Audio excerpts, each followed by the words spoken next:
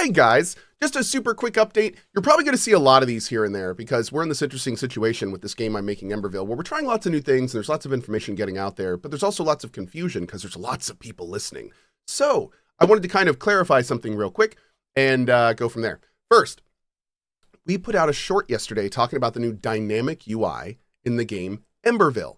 Now, this is a system that is set up to basically make it so wherever you go, your hotbar kind of sets whatever tools you need for that area automatically. Awesome system, love it. It's working great in theory. Here's the problem. When we showed this system, we only showed the dynamic UI system. We showed walking around the creative building area, little toolbar popped up, all that stuff, right? Now, if you watch the whole update video, it was contextualized pretty well, right? We're only showing you this, we're gonna show you the rest later, etc.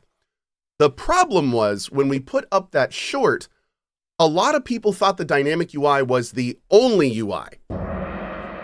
They didn't realize that there is a full inventory, full slots and everything. Every crafting component gets a slot in that inventory. You have stacks in that inventory that you will be updating and upgrading as the game goes on. Hundreds of items, tons of crafting, full in-game combat inventory. You will be dragging items out of your inventory onto your hotbar that then have different effects, healing potions, all that stuff. So I think the confusion was people thought that there was only going to be this dynamic UI and no inventory and no stuff. Absolutely not.